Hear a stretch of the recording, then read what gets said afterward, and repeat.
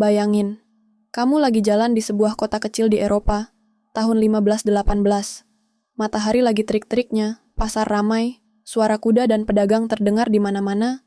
Tiba-tiba, di tengah kerumunan, ada seorang wanita berdiri, lalu mulai menari.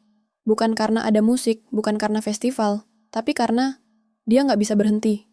Dan saat kamu mikir itu cuma kelakuan aneh satu orang, besoknya ada 3 orang ikut menari. Lusa, ada 20 orang. Seminggu kemudian, lebih dari 100 orang menari tanpa henti. Dan yang lebih ngeri, mereka menari sampai mati. Ini bukan film horor atau cerita karangan. Ini nyata. Sejarah mencatatnya sebagai The Dancing Plague of 1518, wabah menari paling aneh dalam sejarah manusia.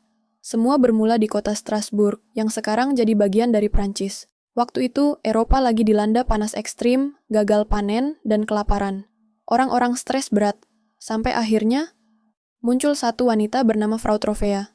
Tanggal 14 Juli 1518, dia keluar ke jalan dan tiba-tiba mulai berdansa.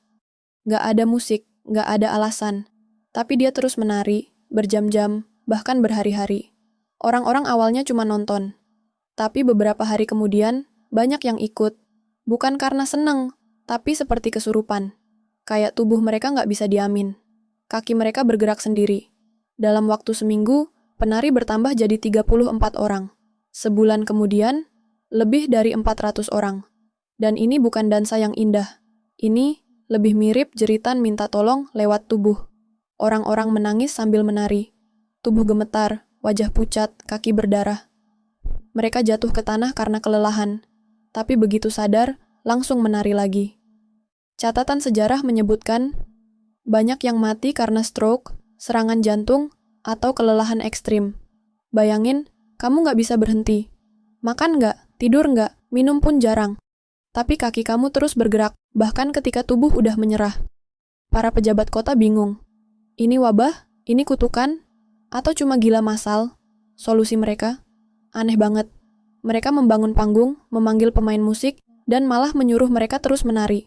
Yap, beneran. Mereka mikir, kalau ini dorongan tubuh, ya udah, keluarin semua sampai sembuh. Tapi hasilnya malah lebih parah. Musik makin keras, massa makin liar, dan angka kematian pun meningkat. Sampai hari ini, ilmuwan masih bingung. Apa sih penyebab wabah menari ini? Ada beberapa teori.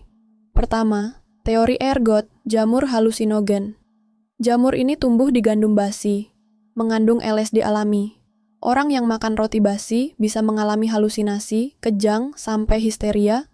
Tapi, masalahnya, kenapa semua orang halunya sinkron dan nari bareng? Dan kenapa cuma terjadi di Strasbourg? Kedua, teori histeria massal. Teori ini menyebut stres, kelaparan, dan tekanan zaman bisa bikin otak meledak bareng-bareng. Mirip kayak fenomena kesurupan massal di sekolah-sekolah.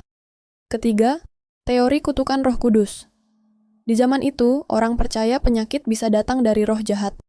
Mereka pikir wabah ini adalah hukuman dari Saint Vitus.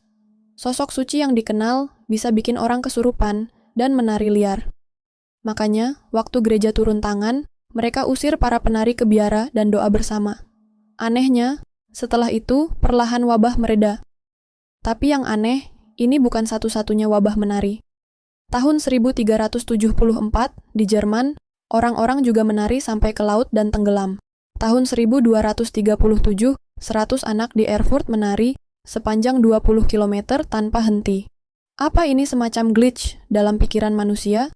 Atau efek psikologis dari penderitaan yang terlalu berat? Wabah ini meninggalkan kita satu pesan. Ketika tekanan hidup terlalu berat, manusia bisa meledak dalam bentuk yang aneh. Kadang bukan menangis, bukan marah, tapi menari. Tanpa musik, tanpa sadar. Cuma tubuh yang menjerit minta berhenti, tapi nggak bisa. Jadi, kalau suatu hari kamu lihat orang menari sendirian di jalan, mungkin dia cuma lagi bahagia. Atau mungkin dia belum bisa berhenti.